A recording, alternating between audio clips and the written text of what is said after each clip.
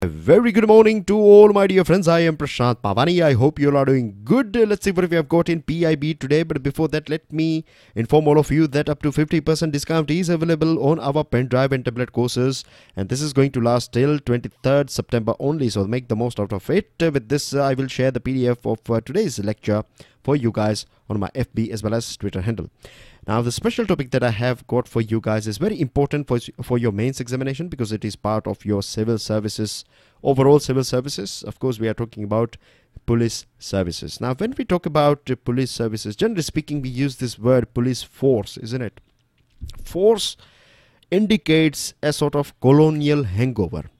Police service is basically providing, safety, security and protecting people from anything that can happen wrong with them. That's what services. When we say services, we think about all those things, but when we talk about force, the word itself creates this negative image of a person in uniform services, holding a baton and trying to hit people. The way things are going on in our country, right, it looks like time seems to have stood still when it comes to Indian police. The reason why I'm saying this thing is because it was 115 years ago when Fresher Commission back in 1902 or 3, it came out with its report, right? Fresher Commission said that the police force is far from efficient. It is defective in training and organization, of course, inadequately supervised, corrupt and oppressive, utterly failed to secure the confidence and cordial cooperation of people. Sounds that we are talking about 2018, isn't it? Similar situation was going on 115 years ago, and what we find now is that things have not changed. Now, this was not the only commission. After that as well, we have got, after independence, you can see here we got commission in Kerala in 59, Bengal 60, Punjab 61, Maharashtra 64, Madhya Pradesh 64 again, Uttar Pradesh 70, Assam 71 and Tamil Nadu 71 again. All these commissions, came out with their own findings. And one thing that we find common in all these reports is that the core recommendation is basically to free this police, from this cage of politicians. The pressure that we see, politicians are exerting. They use, misuse and abuse police forces, and this is something that is going on for a very long period of time. So back in 1977, but when we're talking about these core recommendations and all these recommendations given by various different commissions, what we find is that sadly no one fully implemented these recommendations.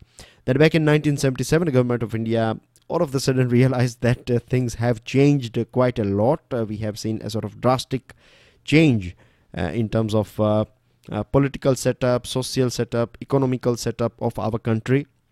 And when back in 1977, the government of India realized that other things have changed, but in terms of security or in terms of policing, things are as it is, as they used to be under colonial era or right after our independence time.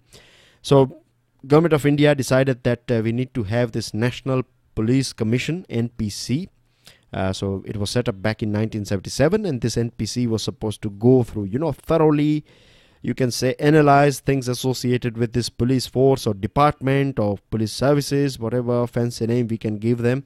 At the end of the day, the main theme is the same, isn't it? The theme that was, or this finding of this Fresher Commission is still prevalent today.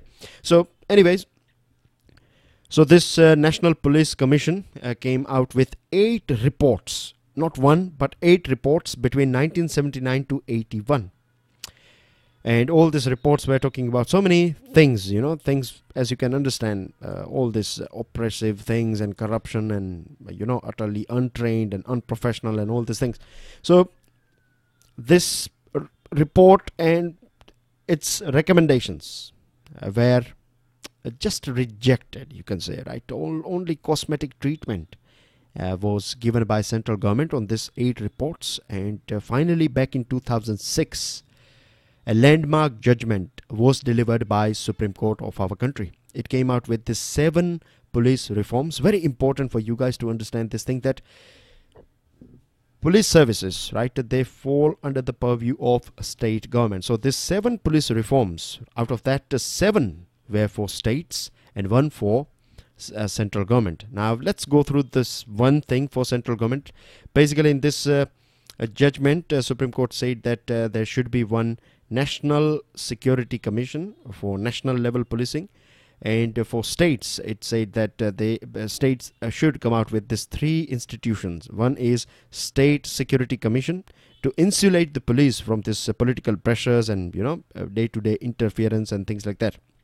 Second one is about Police Establishment Board to give autonomy to police officers in personnel matter. Personnel basically means human resource matter.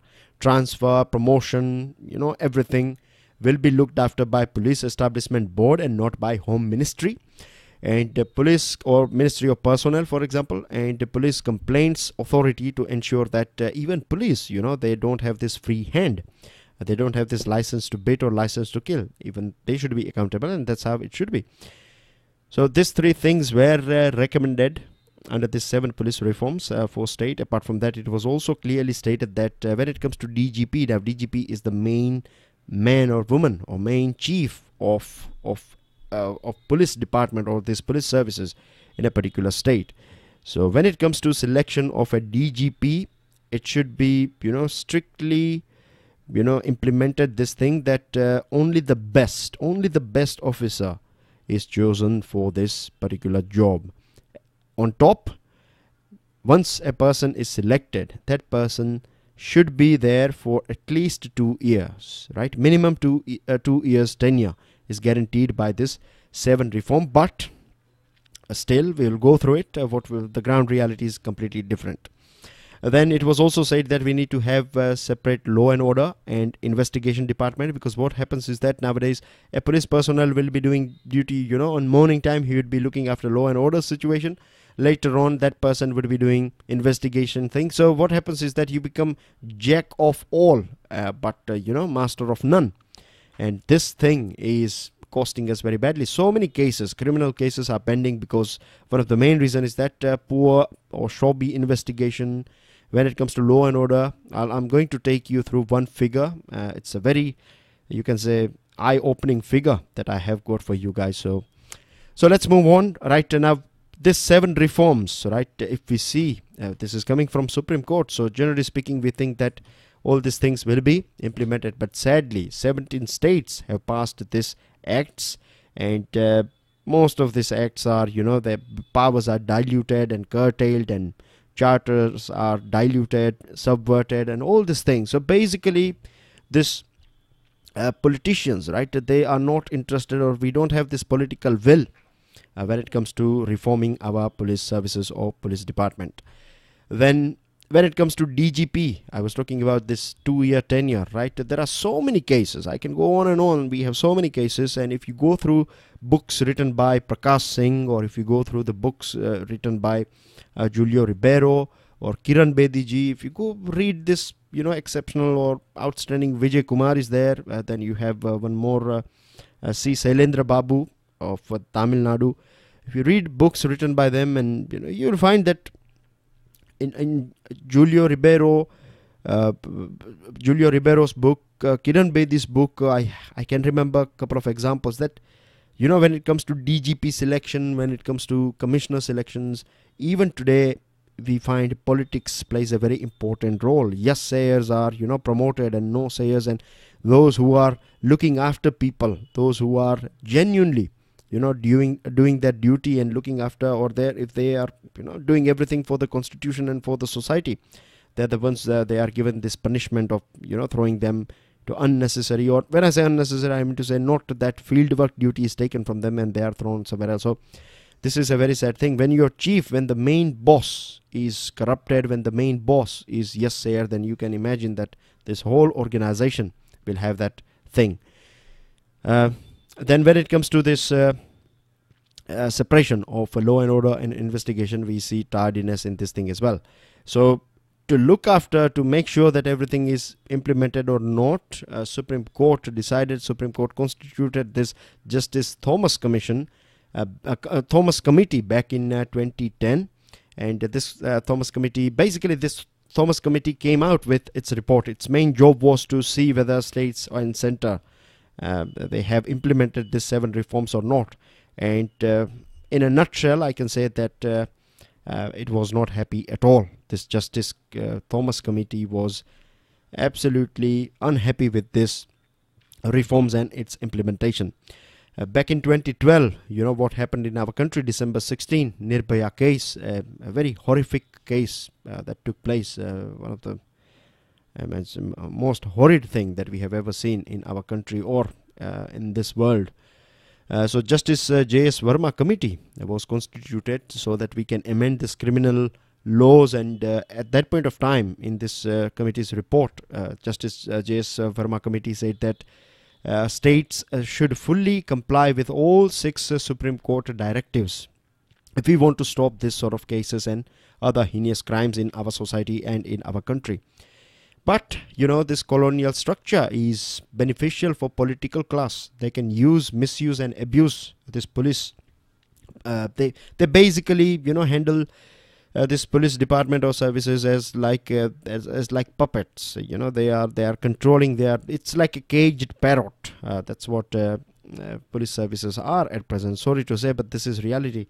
Of course, hats off to all those brave officers, lady as well as man officer. They are doing very well. There are so many. I'm not talking about just officers. You have across the rank constables and SIs and other people. You find leaders and innovators at every different level, but the sad thing is that their quantity is, in terms of quality they are exceptional, but in terms of quantity we have very few of them in our services. So this is a sad part as well. And why we are discussing all these things, of course, in as far as your mains examination is concerned, police is part of civil services, isn't it? So you can expect a question in your mains examination, descriptive one, as well as interview 2 is part of your mains examination. So they can easily ask you a question. If you have, say for example, a sort of preferred services IPS, then you should know in and out, or you should have a reasonably speaking good understanding of the reality of policing in our country.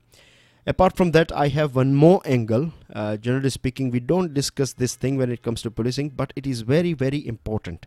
If I ask you to invest some money in Afghanistan or Syria or Pakistan, right? If I tell you that I can give you a good life over there, you will have money and everything. Will you be ready to migrate over there?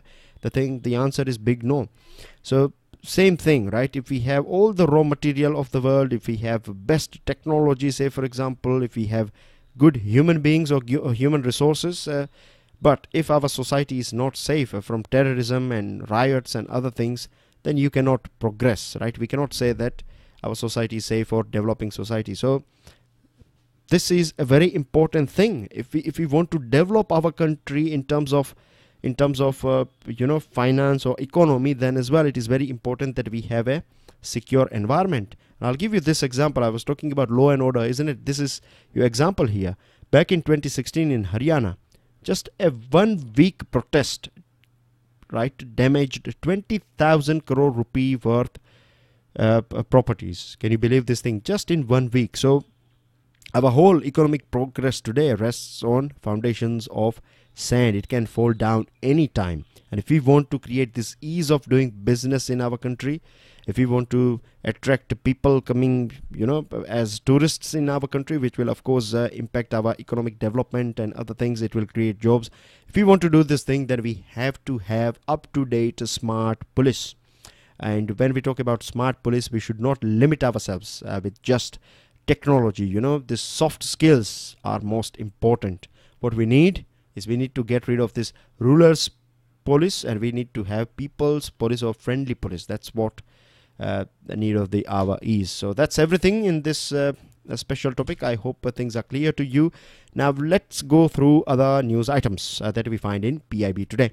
Supreme Court, I have clubbed this item here for you guys. You can see here that DGP, appointment of DGP in Jammu and Kashmir, is also not going very well here. You find an ad hoc, or you can say acting DGP, who has replaced this SP Vaid, who has retired. So Supreme Court has ordered UPSC that within 4 weeks time you have to sort out this appointment thing. You need to find a best person for the job.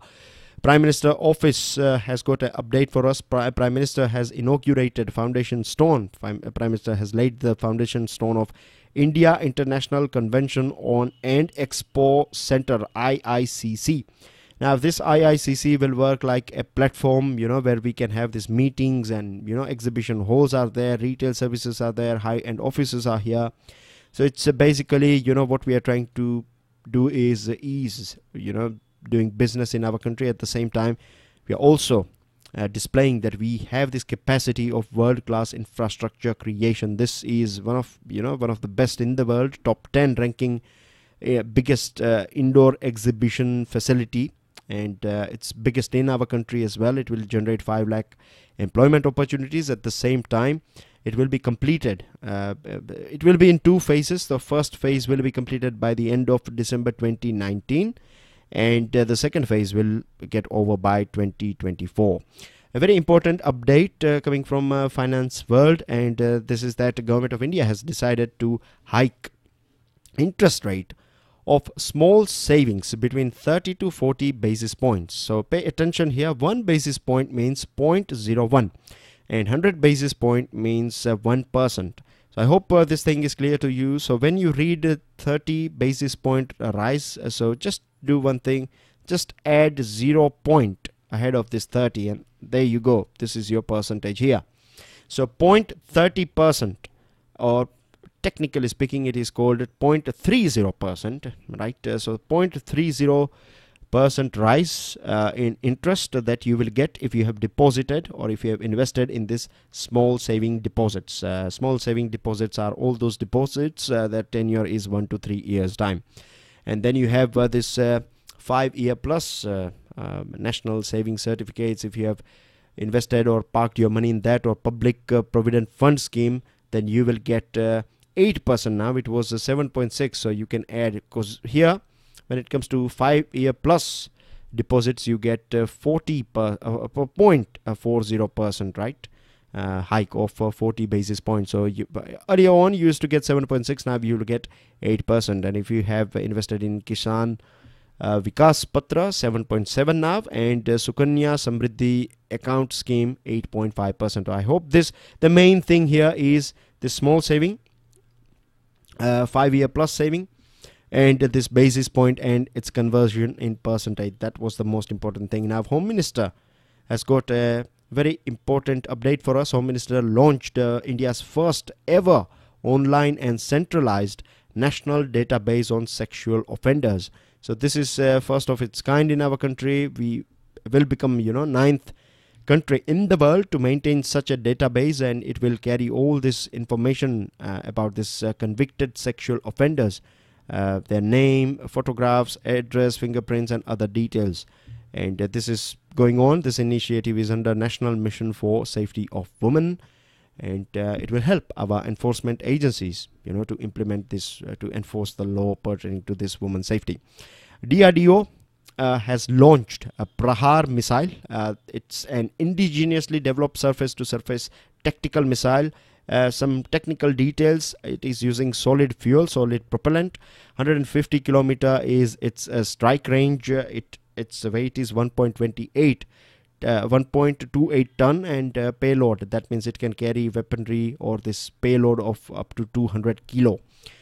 So this is the thing here, and it can it can neutralize a variety of targets. It is a up to date, or you can say contemporary weapon too. Last item that we have is pertaining to MHA, that is Ministry of Home Affairs and Department of Space. ISRO and Ministry of Home Affairs, they have signed this MOU, and a state-of-the-art integrated control room for emergency response will be set up in this Ministry of Home Affairs, and it is about disaster management. Of course, in 1.5 years time this will be completed, so it will help us, it will give us, it will increase our operational effectiveness as far as this disaster management, tackling disaster is concerned. And that's everything in today's discussion. Dear friends, please do share this lecture with other students, and do let me know how you are finding this special topic and other things. Thank you very much for listening. I'll see you all soon. Enjoy your studies. God bless you all. Jai Hind.